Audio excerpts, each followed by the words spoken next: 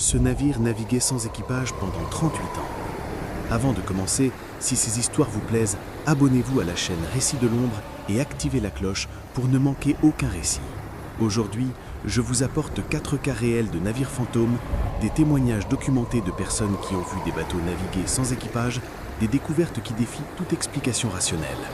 Le 15 novembre 1931, le capitaine Sidney Cornwell a pris la décision la plus difficile de sa carrière, abandonner le SS Baichimo, un cargo de 1322 tonnes, pris au piège dans la banquise au large de l'Alaska.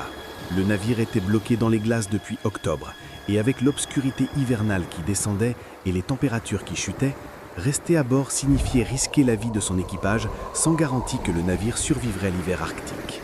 Ce que personne ne pouvait imaginer, c'est que ce navire allait commencer une seconde vie comme vaisseau fantôme, naviguant sans équipage dans les eaux arctiques pendant près de 40 ans. Certaines histoires ne devraient jamais être racontées. Celle-ci en fait partie.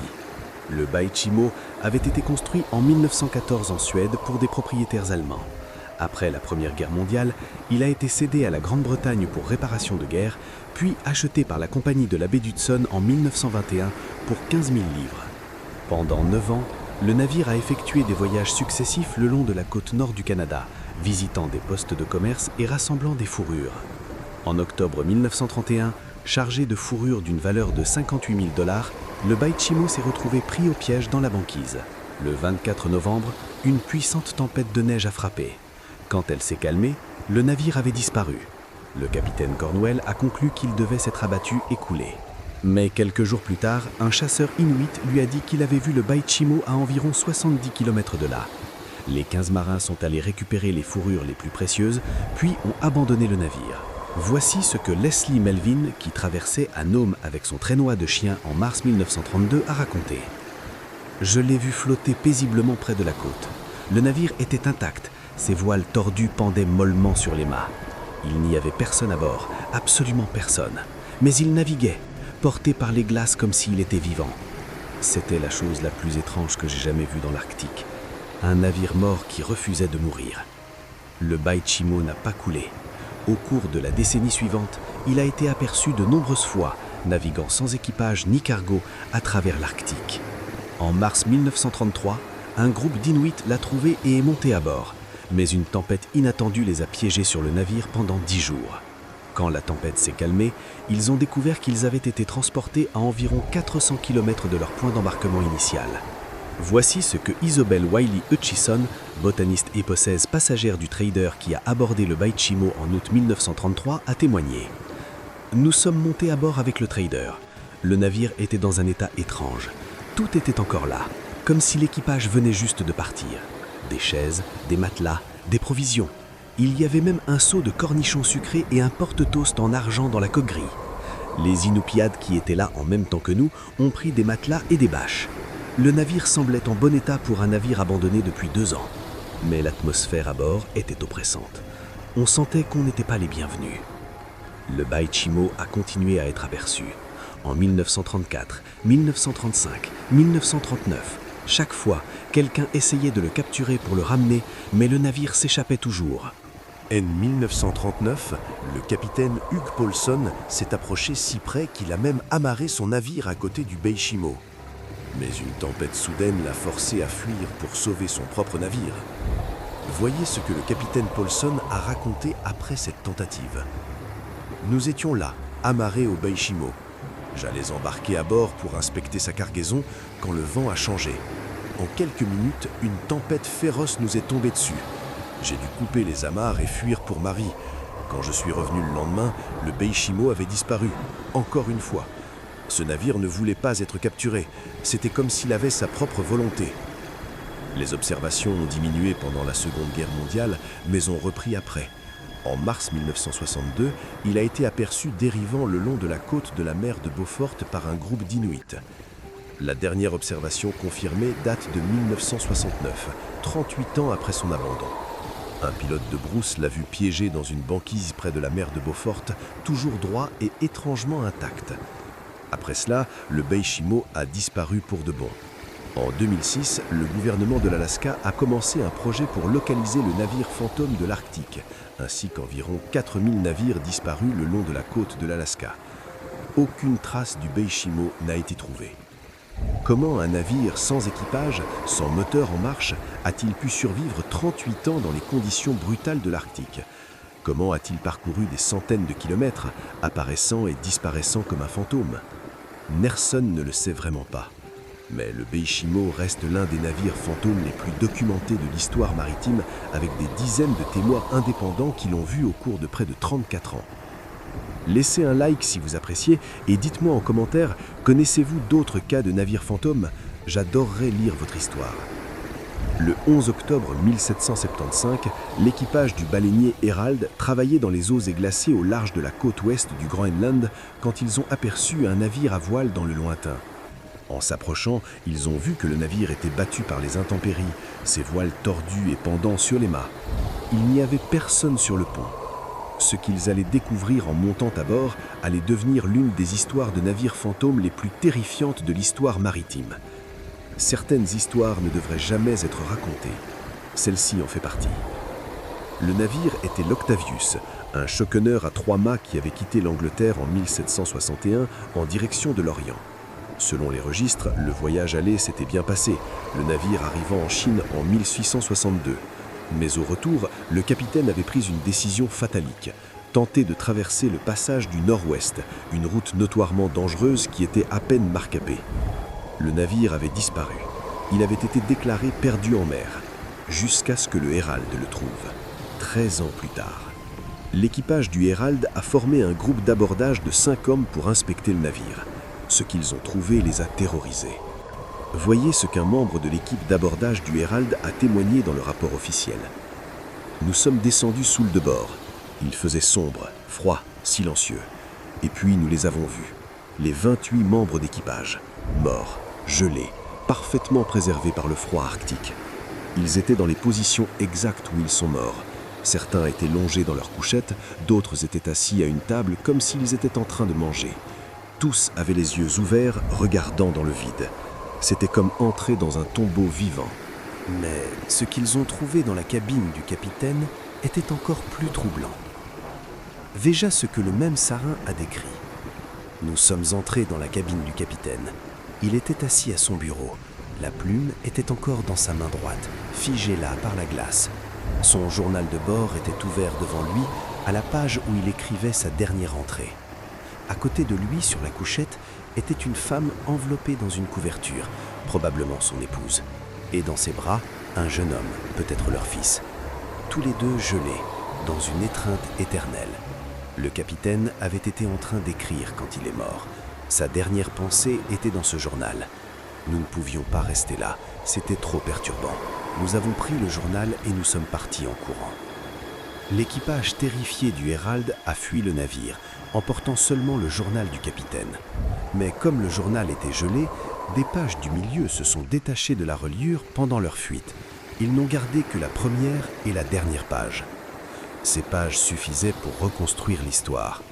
La dernière entrée du journal était datée du 11 novembre 1762, 13 ans avant la découverte du navire. La dernière position enregistrée plaçait l'Octavius à environ 400 km au nord de Point Barrow, en Alaska, près du début du passage du Nord-Ouest. Le navire avait été trouvé au large du Groenland, à la fin du passage. Cela signifiait que l'Octavius avait réussi à traverser le passage du Nord-Ouest, chose que peu de navires avaient accomplie à l'époque, mais il l'avait fait à titre posthume, son équipage mort de glace, le navire dérivant seul dans les glaces pendant 13 ans. Déjà ce que le capitaine du Herald a écrit dans son propre journal. Nous avons fui ce navire maudit. L'équipage ne voulait pas rester à proximité. Il croyait qu'il portait malheur. Cette nuit-là, le vent et les courants ont emporté l'Octavius. Au matin, il avait disparu. Nous ne l'avons jamais revu. Je prie que personne d'autre ne le trouve. Ce que nous avons vu à bord n'était pas naturel. Un navire qui dérive pendant 13 ans avec son équipage mort, qui traverse le passage le plus dangereux du monde sans personne à la barre, ce n'est pas possible. Et pourtant, nous l'avons vu de nos propres yeux. L'Octavius n'a jamais été revu. Le navire fantôme a disparu dans les brumes arctiques, emportant avec lui ses secrets et son équipage gelé. Ce qui rend cette histoire encore plus troublante, c'est qu'elle est documentée.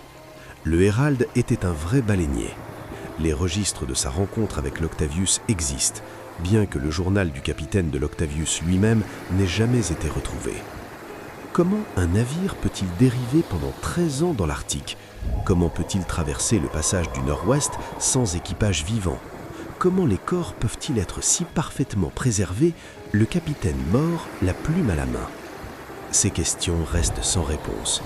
L'Octavius est devenu une légende, un navire fantôme qui a accompli l'impossible avant de disparaître pour toujours dans les eaux glacées de l'Arctique.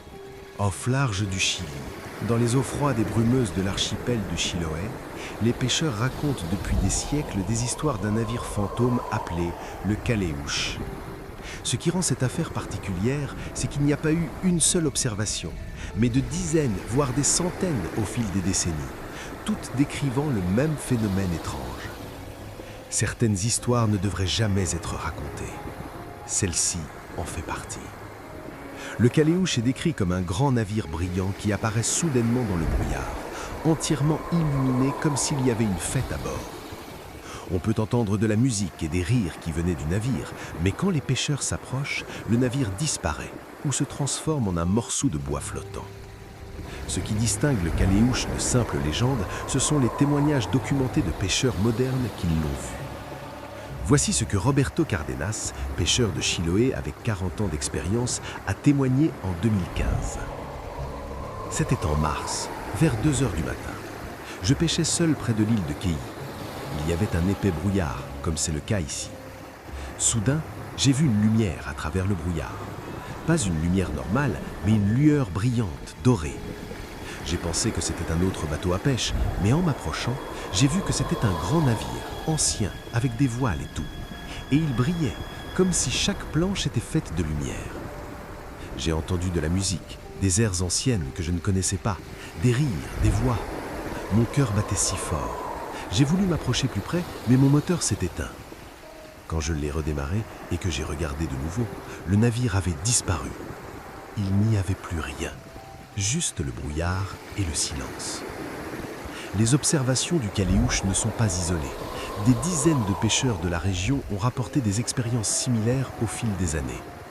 Voici ce que Maria Wenchulan, pêcheur de 65 ans de l'île de Chiloé, a raconté en 2008. Mon père a vu le Caléouche en 1978. Il est revenu au port blanc comme un fantôme, tremblant. Il a dit qu'il avait vu un grand navire brillant qui naviguait contre le vent et les courants. Le navire était silencieux, sauf pour la musique qui venait de l'intérieur. Il a essayé de s'approcher, mais une peur terrible l'envahit. Une peur qu'il ne pouvait pas expliquer. Il a fait demi-tour et est rentré aussi vite que possible. Après cette nuit, il a refusé de pêcher seul. Il disait que le Caléouche cherchait des marins pour rejoindre son équipage de mort. Les autorités maritimes chiliennes ont enquêté sur certaines de ces observations au fil des années. En 2008, après une vague d'observations, la marine chilienne a envoyé un patrouilleur pour enquêter. Voici ce que le lieutenant Carlos Muñoz, qui était à bord du patrouilleur, a déclaré dans son rapport officiel. « Nous avons passé 3 nuits à patrouiller la zone où les pêcheurs avaient rapporté le navire fantôme.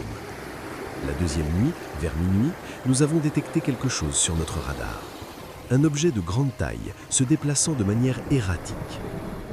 Nous nous sommes dirigés vers lui, mais quand nous sommes arrivés aux coordonnées, il n'y avait rien. Le radar montrait toujours quelque chose, mais visuellement, il n'y avait que du brouillard et le silence. Puis, le signal radar a disparu. Nous n'avons trouvé aucune explication rationnelle pour ce que notre radar avait détecté. Les observations du Caléouche continuent jusqu'à aujourd'hui. En 2019, un groupe de touristes a filmé ce qu'ils prétendent être le navire fantôme avec leur téléphone. La vidéo, bien que floue et prise de nuit, montre des lumières inhabituelles se déplaçant sur l'eau d'une manière qui ne correspond pas à aucun navire moderne. Les sceptiques disent que c'est une illusion optique, une combinaison de brouillard, de lune de mois et de bioluminescence. Mais les pêcheurs de Chiloé, qui connaissent ces eaux depuis des générations, insistent qu'ils savent faire la différence entre des phénomènes naturels et quelque chose d'autre. Le Caléouche reste l'un des navires fantômes de la planète les plus fréquemment observés, avec des témoignages documentés s'étendant sur des siècles. Pour clore ces récits troublants, je veux partager une histoire française, un cas local de la Bretagne qui a mystifié les autorités maritimes pendant des années. Le bateau Ravenel. En septembre 1903, un bateau de pêche a été trouvé échoué sur les rochers près de Plouguerneau, en Bretagne. Le bateau était intact, ses filets encore à bord, sa cargaison de poissons fraîchement pêchés dans la cale. Mais il n'y avait aucune trace de son équipage de 4 hommes.